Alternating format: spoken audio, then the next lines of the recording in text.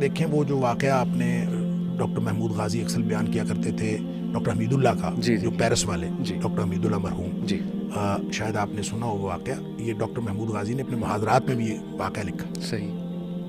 وہ کہتے ہیں ڈاکٹر حمید اللہ چونکہ فرانس میں تھے، اور وہ کہتے ہیں میں فرانس میں جتنا عرصہ رہا اوسطاً 2 لوگ روزانہ مسلمان ہوتے رہے. اور وہ کہتے ہیں کہ جو بھی میرے پاس مسلمان ہونے آتا تھا میں لکھ لیتا تھا، اس سے پوچھتا تھا تم مسلمان کیوں ہوئے، تو 7 وجہ لکھ لیتا تھا کہ یہ مسلمان کیوں. صحیح. وہ یہ واقعہ بتاتے ہیں کہ ایک فرانس کا جو بہت معروف میوزیشین تھا، بہت بڑا موسیقار تھا، اس کا نام تھا یاک یلبر. صحیح. تو وہ آیا میرے پاس اور کہتا ہے میں نے مسلمان ہونا ہے. اچھا. تو کہتے ہیں میں نے اس سے پوچھا کہ تم نے مسلمان کیوں ہونا ہے. تو اس نے کہا کہ میں اپنے کسی مسلمان دوست کے ساتھ مسلمانوں کی کسی فنکشن میں گیا. میں چونکہ بہت بڑا موسیقار ہوں اور مجھے موسیقی کی ساری دھنوں کا پتہ ہے. صحیح. تو کہتا ہے کہ میں کسی مسلمان دوست کے ساتھ جا رہا تھا، تو ابھی ہم حال میں پہنچے نہیں تھے، تو پہلے ہی مجھے کوئی آواز آئی. تو بڑی شاندار موسیقی تھی. تو میں نے اپنے دوست سے پوچھا یہ کون سی موسیقی ہے؟ اس نے کہا یہ موسیقی نہیں ہے، تو قرآن کی تلاوت ہو رہی ہے. کہتا ہم اندر گئے تو وہ تو جناب وہ کہتا ہے میں تو حیران رہ گیا کہ کیا شاندار موسیقی تھی. تو اس لیے میں نے اس سے متاثر ہو کے میں نے اسلام قبول کر لیا. کیا اب وہ ڈاکٹر حمید اللہ کہتے ہیں مجھے سمجھ نہیں آئی کہ کیا کہہ رہا ہے. قرآن موسیقی تھوڑی ہے. صحیح. اور قرآن کی کوئی دھنیں تھوڑی ہیں. صحیح. اور قرآن کا کیا تعلق موسیقی کے ساتھ. لیکن وہ کہتے ہیں میں اس کی بات سن کے مجھے کک سمجھ نہیں آئی کہ کیا کہہ رہا ہے، لیکن بہرحال وہ کہتے ہیں میں نے وجہ لکھ لی. صحیح. کہ یہ اس وجہ سے مسلمان ہوں. بالکل ٹھیک. پھر وہ کہتے ہیں کہ میں نے خیر اس کا کوئی استاد مقرر کر دیا کہ اس کے ساتھ پڑھے. صحیح. تو کچھ عرصے بعد کہتا ہے کہ اس کے استاد کا فون آیا، نہیں پہلے اس کا فون آیا موسیقار کا، یاک یلبر کا. اس کا فون آیا کہ یہ تمہارا جو تم نے مجھے جو استاد دیا ہے نا، یہ مجھ سے کوئی چیز چھپا رہا ہے، مجھے ٹھیک نہیں بتا رہا. تو وہ کہتے ہیں میں حیران ہوا کیا. اس سے پوچھا. وہ کہتا ہے جی یہ نا میں نے اس کو پڑھایا ہے یہ اذا جاء نصر اللہ والفتح ورأیت الناس يدخلون فی دین اللہ افواجا فسبح بحمد ربک. میں نے اس کو پڑھایا ہے. تو یہ کہتا ہے کہ یہ جو افواجا ہے اور فسبح ہے، اس کے درمیان میں کوئی لفظ ہے، وہ بتاؤ کیا ہے. اچھا. تو وہ استاد کہتا ہے میں اس کا کیا کروں. یہ کہتا ہے اس میں لفظ ہے. میں کہتا ہوں لفظ کوئی نہیں ہے. اب یہ جھگڑا تھا، دونوں آ گئے میرے پاس. اور ڈاکٹر حمید اللہ کہتے ہیں میں حیران بھی میں اس کا کیا کروں. وہ کہتا ہے کہ میں نے قرآن کو شروع سے پڑھا ہے، ہر قرآن کی ہر آیت اور ہر لفظ میرے ان اصولوں پر پورا اتر رہا ہے. اچھا. جو بھی اس کے کوئی اصول تھے، پتہ نہیں کیا تھے. یہاں آ کے وہ کہتا ہے کوئی لفظ مسنگ ہے. صحیح.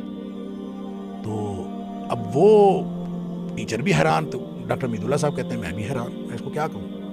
تو کہتے ہیں بیٹھے بیٹھے نا مجھے خیال آیا کہ بچپن میں مجھے قاری صاحب نے انڈیا میں جو قرآن پڑھایا تھا نا، انہوں نے مجھے سختی سے روکا تھا کہ افواجا پہ رکنا نہیں ہے. اچھا. افواجن فسبح پڑھنا.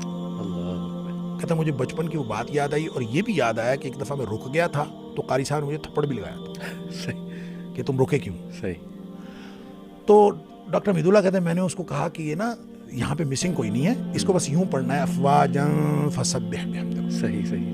تو کہتے ہیں میں نے یہ کہا تو وہ اٹھ کے ناچنے لگا. اللہ. اس کے ناچنے لگا ہوتا ہے اب ٹھیک ہے یہ اب ٹھیک ہے.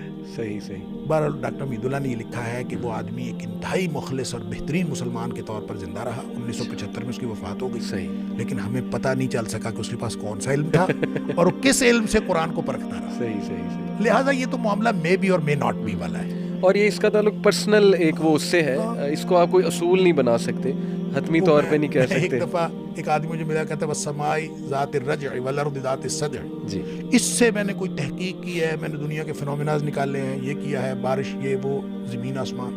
اچھا میں نے اس سے 2-3 سوال کیے تو وہ تھوڑا سا رک گیا. کہتا ہے نہیں جو سوال تم کر رہے اس سے تو تم میری ساری فلسفی کا پتہ چل جائے گا. رک گیا. میں نے کہا نہ بتاؤ. ہمیں وہ فلسفی جو ہدایت کے لیے ضروری ہے وہ نبی کریم صلی اللہ علیہ وسلم نے بتا دی ہے. صحیح. رہ گئی اس کے علاوہ کوئی فلسفیز وہ آپ کی اپنی وہ 19 والا انسان لوگوں نے بہت سارا بنایا ہوا ہے، وہ تو غلط بھی اب اور بہت ساری چیزیں اس طرح کی چیزیں بنائی ہوئی ہیں.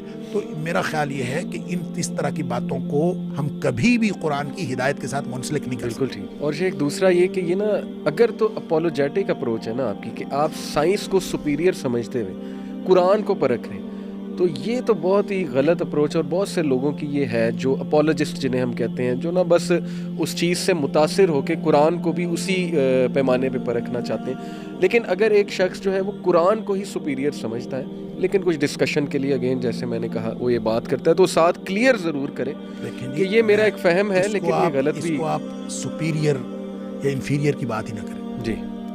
ایمان رکھنے کی چیز صرف قرآن سبحان اور نبی کریم صلی اللہ علیہ وسلم کی ذات ہے. بالکل صحیح، بالکل صحیح. باقی دنیا کا کوئی علم ایمان رکھنے کی چیز زبردست. بات ختم ہو گئی. بات ختم.